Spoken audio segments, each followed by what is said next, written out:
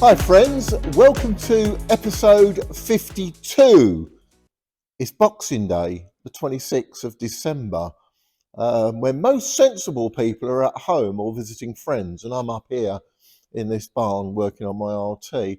The weather's not improved much. In fact, it's a bit duller and wetter than it was on Christmas Eve. But we did get a lot done on Christmas Eve, so I was really pleased with that. My brother popped up, if you've already seen in episode 51, and we managed to install the majority of the lower deck ceiling. There's still quite a lot to do. It's got to come out. It's got to be painted. I'm going to paint it on the, I'll say floor, but you know what I mean, on the bench. And then going to reinstate it back into the bus again. Now that process may not work because when I looked at how they made them originally, it looks like the final coat of paint was actually put on inside the bus. So I may end up having to replicate that as well. So paint it inside the bus, etc., etc. Anyway, so let's see what I get up to on Boxing Day, shall we?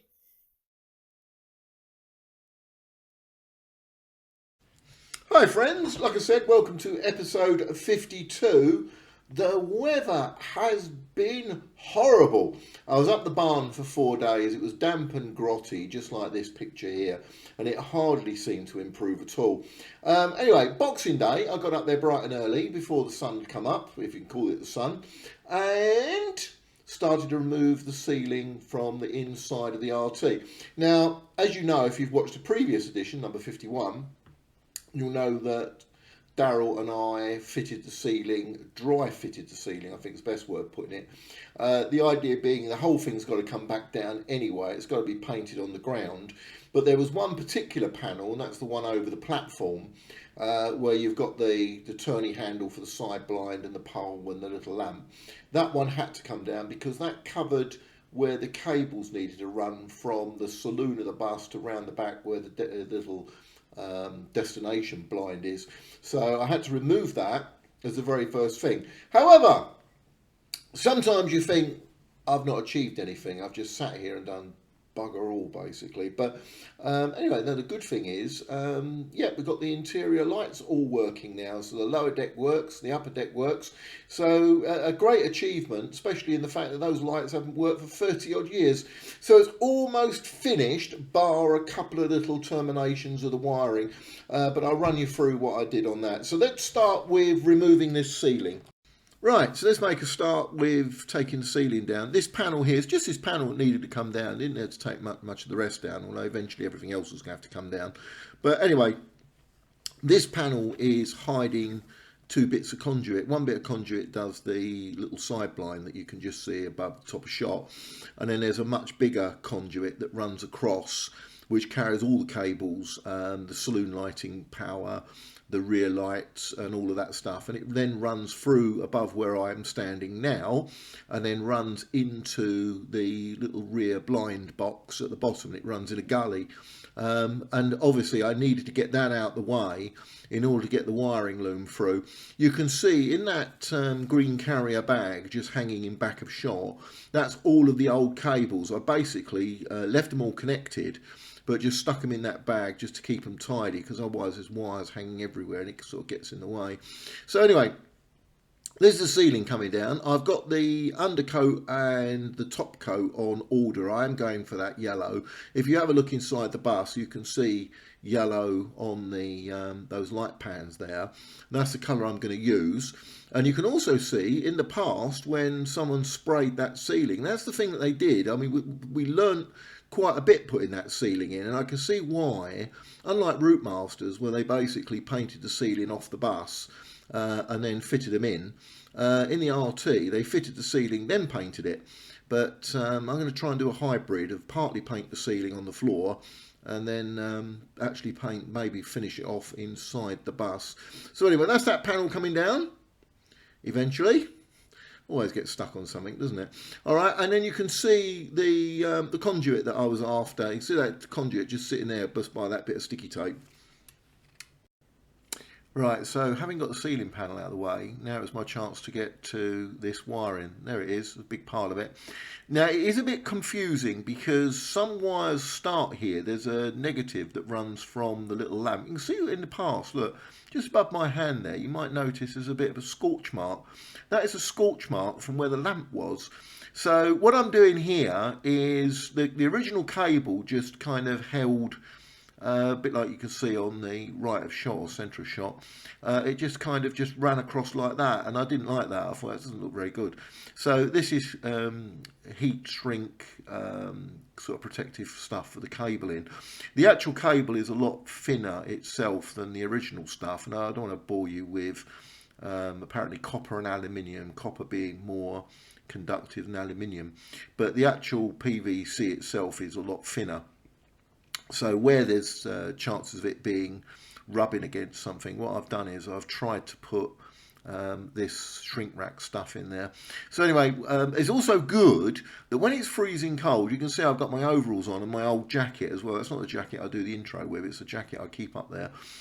So it's pretty nippy. But the good thing is, having got this heat gun, I can actually warm my hands up as well. It's nice to have a bit of heat. So anyway, that cabling now has to be dragged into that piece of conduit. Once it's got in that piece of conduit, I can then get it through to the rear blind box. Right, so that's what it looks like. I agree it looks a bit messy with those three wires hanging down there, that light fitting.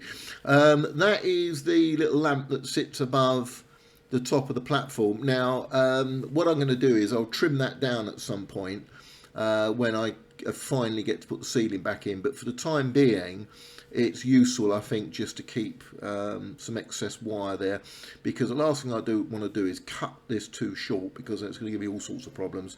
So at the moment, that is as it is. So that's the little lamp above. Now, just a minor thing, I was looking at the wiring diagram for the RT, and I always thought that was a saloon light bulb that went in there, and that might also explain why there's those scorch marks on the floor, that little bit just above the conduit there, because they actually use a saloon light bulb, and it shouldn't be a saloon light bulb, because according to the wiring diagram it should be the one that they put in the blinds, which is a little 15-watt light bulb. So I am surprised with that. But it's also wired into the side light, and I believe that it was like I suppose we call it MOT these days, but in those days you had to have that platform light working, because it then was part of the rear illumination of the bus, because you've got a silly little lamp at the back of the bus, one little one.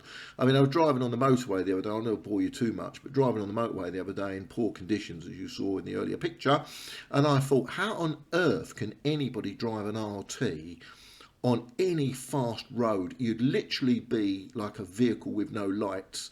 So anyway, this silly little lamp had to be on at all times. Also, just on the far right of shot, which I'll highlight, is this. Now, I believe that was where a bulb was years ago, but I can't see any conduit or any wiring or anything for it. But there is a little gully in that that little bit of wood. If you drop there, it drops down in there. So clearly they had an idea about putting a lamp there or something there, but clearly has never been fitted.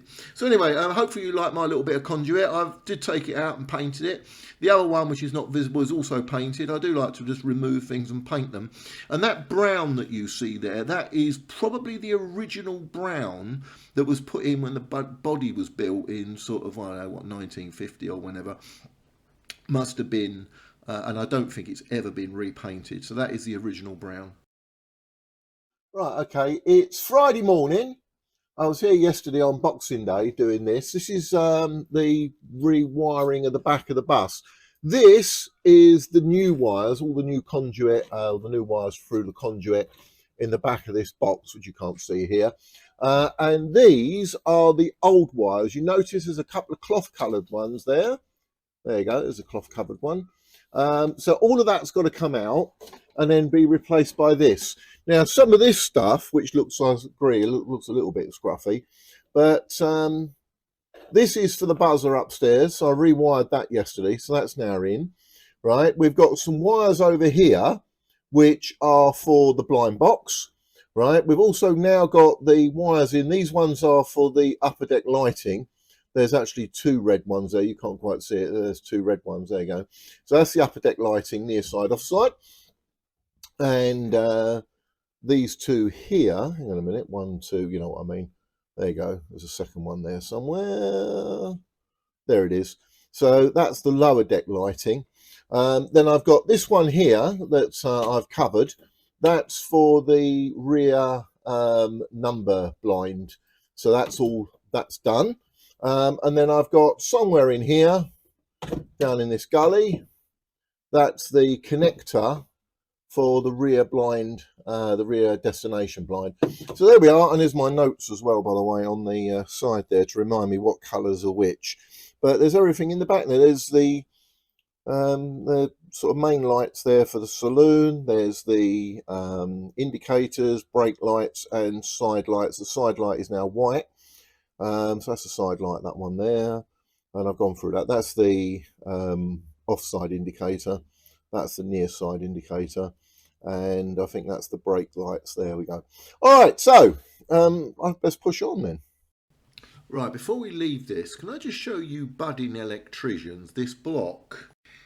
This block is all of the negative cables, though the ones from the back lights, the saloon lights upstairs, all the negative stuff goes into here.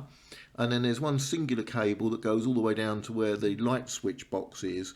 And then another cable takes that down to where the sort of the main cables for the batteries are. So this is quite an important block. And if you have a look at it, it's basically been bypassed at some point in the past. And what they've done was they put another block in there. And I thought, oh, I really want to use that. Yeah, that cost me a lot of time, that did. Because what I did was, the first thing you do is get a screwdriver in there and try to undo the screws, find out that they're seized solid. So phase 2 is to spray it with WD-40. It doesn't work. Phase 3, it has to come out. And then, to my surprise, those little screws on the right-hand side and left-hand side there are not wood screws. They're actually machine screws with a bolt on the other end, and of course got no access to it unless I take the back panel off the bus. So the only thing to do was get the power drill out and power drill them out, which is a bit of a shame, but there we go. And I got it off the bus and I managed to get the screws unseized. So that is now back in use properly where it should be, doing its job. Right, this is where it starts to get tricky. So I've done all the nice stuff now, which is taking it over the platform. Now what I've got to do is to get those wires to go down the back of the bus, down past the staircase, and then into that tiny horrid little aperture that you saw me in a previous episode. And you'll see a little bit more of that. Luckily I managed to get my other little camera out, so I did manage to film some of it whilst with a smaller camera as well. But anyway, right, so here I am preparing to pull all these wires through. Right, now I know this looks like a terrible electrical joint. It's not that.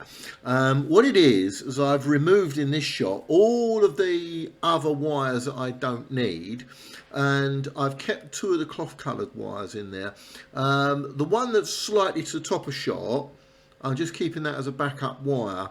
This one is connected to the very longest cable on the loom, and then the plan is I pull that cloth coloured one through to that little aperture you saw sneakily just a few moments ago, and I'll show it to you again, why not. So yeah, so they pull that through, and then eventually that will start to pull the main loom through, and then I can dispose of that wire.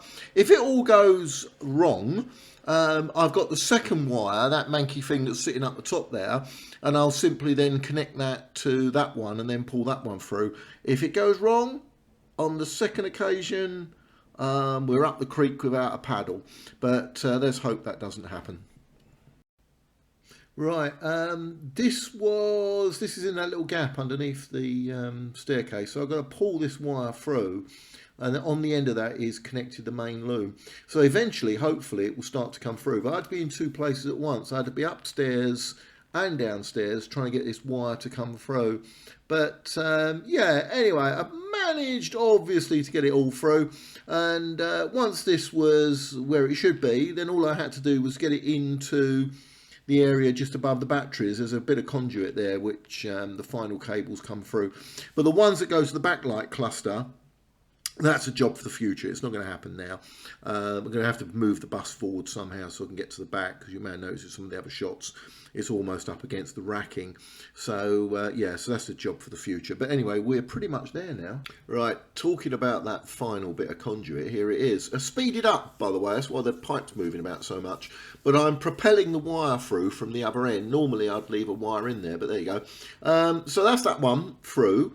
Now, once all the rest of the wires come through, I can then actually temporarily feed the power to the saloon lights. Now, the saloon lights upstairs haven't worked for about 30 odd years, so I'm really looking forward to getting some power into these cables. There's still a little bit more to do as usual.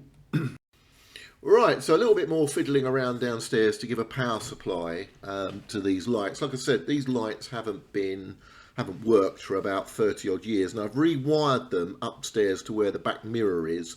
Yeah, so let's try for the grand switch on. There you go. Yep, so that's about 30 odd years of having no lights working upstairs. Both sides work, the offside and the near side. But you might notice as well, I've used the upper deck as a general dumping ground, storage area, for all the little bits and pieces that have been removed over the years. Yeah, and I've had to spend a few days up the upstairs on the bus, routing through things just to find all the little bits and pieces that I need for the lower deck ceiling. Some of which are missing, but the majority of the metal stuff I've got, and I've got to make one panel for downstairs. But anyway, there we are. So that momentous moment, turning those lights on, gradually, bit by bit, it's sort of getting there. It's taking a lot longer than I planned, but she's certainly getting there. I had hoped, as I said previously in these, that I'd probably been a lot further advanced by now, but you keep finding more and more little problems. You take a panel off and you find it's really bad beneath. But I suppose you could argue that's the joy of owning an RT. But I'm certainly looking forward to actually getting the thing up and running and started. Now, 95% of the electrics have been done on it.